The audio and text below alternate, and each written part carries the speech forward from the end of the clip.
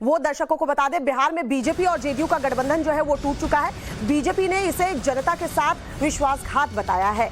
NDA गठबंधन तोड़ने के खिलाफ बीजेपी आज जो है प्रदेश कार्यालय पर प्रदर्शन करेगी, महाधरना भी देने वाली है। सुबह 10 बजे से ये धरना प्रदर्शन किया जाएगा। इसके बाद कल यानी कि गुरुवार को प्रदेश भर में जिला मुख्यालय और शुक्रवार को प्रखंड मुख्यालयों पर धरना दिया जाएगा। तो बीजेपी की स्ट्रैटेजी यही है कि अब हल्ला बोल, एक तरफ नीतीश कुमार जो है वो शपथ लेने वाले हैं, दूसरी तरफ अब जो है बीजेपी किस तरीके से हल्ला बोलने की तैयारी में है। साकेत हमारे सहयोगी हमारे साथ ग्राउंड जीरो से जुड़े हुए हैं, रुक कर लेते हैं साकेत का। साकेत, एक तरफ नीतीश कुमार शपथ लेने वाले हैं, उधर तैयारियां चल रही है, दूसरी तरफ बीजेपी ने भी कमर कस ली है। किस तरह बीजेपी अब हल्ला बोलने वाली है?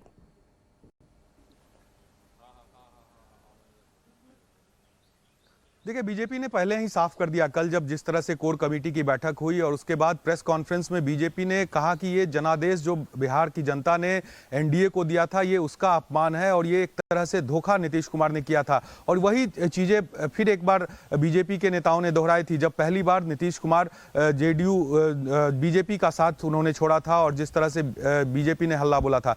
लेकिन बीजेपी के काम करने का तरीका अगर हम देखें तो विपक्ष में बीजेपी बहुत ही आक्रामक होती है। तो ऐसे में नीतीश कुमार के लिए आगे राह बहुत आसान नहीं होगा, क्योंकि उनके साथ ऐसी पार्टी है आरजेडी और कांग्रेस जिस पर भ्रष्टाचार के कई आरोप है। जो आरजेडी के नेता है उनके ऊपर, जो खुद तेजस्वी यादव है, उनको उन पर कई आरोप है, उनको लेकर बीजेपी हमला बोलेगी। कांग्रेस के नेताओं पर कई आरोप है, चाहे वो शीर्ष नेतृत्व हो। तो बीजेपी ऐसे ही विपक्ष में बहुत आक्रामक होती है। और दूसरी तरफ जो उनका विपक्ष है बीजेपी का, वो कांग्रेस और आरजेडी जैसे दल है। और बीजेपी को भी सोचने की जरूरत है बीजेपी के चेहरे को लेकर कि बिहार बीजेपी में अगर देखें तो कोई वैसा चेहरा नजर नहीं आता। किसी को बीजेपी ने उस तरीके से आगे नहीं किया। सुशील कुमार मोदी को अगर छोड़ दे तो उसके बाद अगर हम देखें तो कहीं ना कहीं कमी दिखती है कि कोई वैसा प्रमुख चेहरा नजर नहीं आता। क्या इस पर भी मंथन होगा? अब क्या होगा कि अगर हमें हल्ला बोलना है, हमें आक्रामक रुख रखना है, तो हमें कुछ और चेहरों को सामने लाना होगा।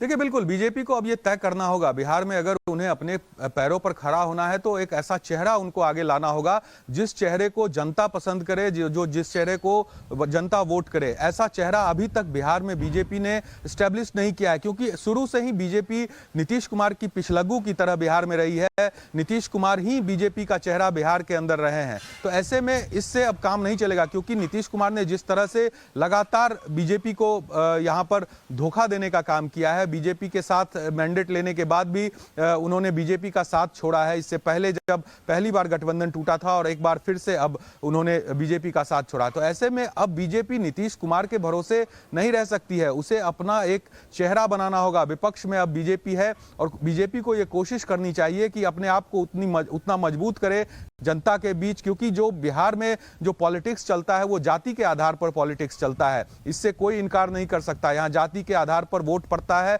और उसी की सियासत राजनीतिक पार्टियां यहाँ पर करती है। तो ऐसे में बीजेपी को भी इन तमाम चीजों को देखते हुए एक ऐसा चेहरा देना होगा, क्योंकि आप देखिए लोकसभा चुनाव जब होता है तो बीजेपी का चेहरा नरेंद्र मोदी जब बिहार में होते हैं तो किस तरह का परफॉर्मेंस होता है। 39 सीटें एनडीए ने जीती थी नरेंद्र मोदी के चेहरे पर पिछले लोकसभा चुनाव में। तो ऐसे में बिहार के अंदर भी जब लोकल जो विधानसभा के चुनाव होते हैं तो उसमें एक ऐसा चेहरा होना चाहिए विधानसभा। बिल्कुल, ये सवाल बार बार बीजेपी से भी पूछा जा रहा है। हालांकि जब गठबंधन टूट चुका है साकेत, तो ऐसे में अब बीजेपी हमलावर हो गई है। नीतीश कुमार को लेकर क्या कुछ कहा है रविशंकर प्रसाद ने, वो पहले दर्शकों को सुना दे। आपको अपमानित भी किया गया, आपके खिलाफ साजिश रची गई, वो क्या था? अब क्या क्या कौन रहते हो सब छोड़ दीजिए ना, हमको कुछ नहीं कहना है। लेकिन हमारे पार्टी के सब लोगों की राय थी कि भाई आप अलग। 19 के लोकसभा चुनाव में किसके कंधों पर 14 लोकसभा की सीटें जीते थे? अपने कंधों पर क्या? तो जीतेंगे नरेंद्र मोदी जी के नाम पर। और आज आपने बिहार के मैंडेट का अपमान किया है, ये कौन सी बात है? क्या हुआ था 15 के चुनाव में? आप चले गए और फिर आपने क्या किया कि हम भ्रष्टाचार के सवालों का जवाब नहीं आ रहा है तो आपने उस पर छोड़ दिया, हमारे साथ चले आए। तो यहां नीतीश कुमार ये कह रहे हैं कि हमारे विधायकों ने ये कहा कि भाई हमें इस गठबंधन से निकल जाना चाहिए, तो मैंने ये फैसला ले लिया। वहीं रविशंकर प्रसाद कह रहे हैं कि जनादेश जो मिला था उसका अपमान नीतीश कुमार ने किया। जब इन्हें लोकसभा में सांसद बनाना होता है तब तो आपको प्रधानमंत्री करीबी नजर आते हैं और उनके नाम पर आप वोट मांग लेते हैं, लेकिन आज आपने धोखा दिया है जनता को। आरजेडी नेता तेजस्वी यादव का क्या कुछ कहना है? बीजेपी जिसके साथ रहती है उसे ही खत्म कर देती है। वहीं बीजेपी नेता सुशील मोदी ने नीतीश पर किस तरीके से हमला बोला है, सुनवाते हैं आपको।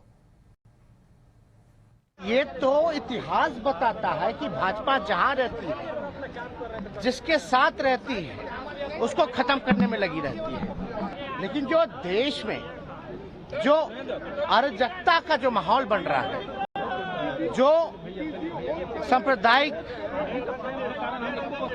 जिस प्रकार से फल फूल रही है, जिस प्रकार से सामाजिक न्याय पे हमला हो रहा है, उसको देखते हुए, देश के माहौल को, स्थिति को देखते हुए आप बीजेपी का तो एक ही काम है, डराओ। जो डरता है उसको डराओ और जो बिकता है उसको खरीदो। पूरे देश में क्या हो रहा है आपको नहीं पता। 96 से लेकर आज तक देखिए, चाहे अटल जी की सरकार हो या नरेंद्र मोदी की सरकार, तो बीजेपी ने जो उनको सम्मान दिया है और उस सम्मान के साथ जिस प्रकार से उन्होंने धोखा दिया है, वो कह रहे हैं कि हमारी पार्टी को तोड़ा जा रहा था। तो भाई हमको तो सरकार बनाने की 40 विधायक चाहिए। उनके पार्टी को अगर तोड़ भी देती बीजेपी तो सरकार क्या बन सकती थी, और हम क्यों तोड़ेंगे?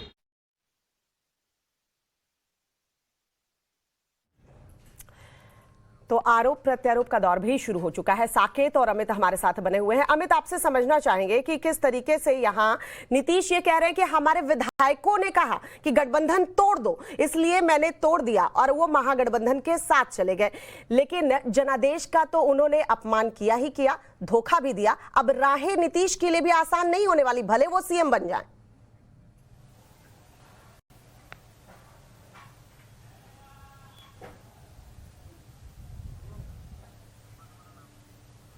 अमित, आप तक आवाज पहुंच रही है? देखिए बहुत जी हाँ, आवाज आ रही है। और सबसे बड़ी बात देखिए, नीतीश को लेकर जो बीजेपी का कहना है और जो नीतीश ने आरोप लगाया, एक बहुत बड़ा आरोप था कि पार्टी को तोड़ने की कोशिश की गई। लेकिन बीजेपी का ये कहना है कि शुरू से जब पहली बार मुख्यमंत्री बने थे तब भी उनके पास संख्या कम थी, लेकिन बीजेपी ने बनाया। अगर उनकी पार्टी को तोड़ना ही होता तो फिर उनको मुख्यमंत्री नहीं बनाते। लेकिन एक कमिटमेंट था जो वाजपेयी जी आडवाणी के दौर में जो कमिटमेंट किया गया था, वो कमिटमेंट को निभाया गया। और इस बार तो देखिए जो नंबर्स है, पहले जो नंबर्स हुआ करता था उसमें 5-10 सीटों का अंतर हुआ करता था, लेकिन इस बार आप 43 सीट्स लेकर आए थे और बीजेपी के पास 77 थे। इसके बावजूद बीजेपी ने बनाया मुख्यमंत्री। तो ये बीजेपी कह रही कि ये सबसे सरासर गलत है, उनको अलग होना था तो एक बहाना खोज रहे थे। और इसीलिए नीतीश कुमार, हालांकि कल जब बैठक हुई तो बैठक में नीतीश कुमार ने अपने तमाम विधायक और सांसदों के सामने वो तथ्य रखे कि किस तरह से आरसीपी सिंह के तरफ से ये सब चीजें की गई। लेकिन सवाल ये है, बीजेपी भी कह रही है कि आरसीपी सिंह क्या इतने बड़े हो गए हैं कि मुख्यमंत्री को पता ही नहीं चलेगा और आरसीपी सिंह सरकार में शामिल हो जाएंगे। तो ये कुछ ऐसे आरोप हैं जो कि बीजेपी के पर भले ही लगाए जा रहे हो, लेकिन बीजेपी का कहना है कि नीतीश कुमार को क्योंकि अलग होना था, एक वो ग्राउंड तैयार कर रहे थे, तो एक ग्राउंड इसी को आरसीपी को बनाकर और पार्टी तोड़ने के बहाने, क्योंकि उनको प्रधानमंत्री का एक एम्बिशन है और इसीलिए। लेकिन जो जानकारी मिल रही है कि बीजेपी और जब मुख्यमंत्री बने थे तब से ही बीजेपी और जेडीयू के बीच सब कुछ ठीक नहीं था, क्योंकि एक तरह से खींचतान की जो बात थी, एक तरह से बीजेपी के जो लोकल लीडर्स हैं वो बार बार नीतीश कुमार को ये एहसास कराते थे कि जो आपको कम नंबर्स में भी आपको दिया गया है और उनको कई बार अपमानित होना पड़ा। तो ये भी बात नीतीश कुमार की तरफ से कही गई कि बार बार उन्हें अपमानित करने की कोशिश की गई, उन्हें घुट के आंसू पीने पड़े और कई बार जो सांप्रदायिक माहौल जो बिगड़ रहा है उसको लेकर भी उनकी चिंताएं थी। तो ये तमाम चीजें हैं। मुझे लगता है कि एक बार मुख्यमंत्री की शपथ लेने के बाद जब वो जनता के बीच जाएंगे तो एक बड़ी चुनौती होगी लोगों को कन्विंस करने के लिए, क्योंकि जिसके साथ एक लंबा सफर, लंबा रिश्ता रहा है बीजेपी के साथ, और ये सांप्रदायिक चेहरा बीजेपी का पहले भी था, पहले भी बीजेपी पर सांप्रदायिक होने का आरोप लगता था। तो ऐसे में इसको आप किस तरह से जस्टिफाई करेंगे कि जब जरूरत थी तो आप उनके साथ थे, आज जरूरत नहीं है, आपको लग रहा है कि सत्ता लोकतंत्र में जनता का ही चलता है, जनता ही चुनती है। तो जाहिर सी बात है कि जनता को कितना कन्विंस कर पाते हैं और जनता का मूड क्या है ये भी जानेंगे। साकेत भी हमारे साथ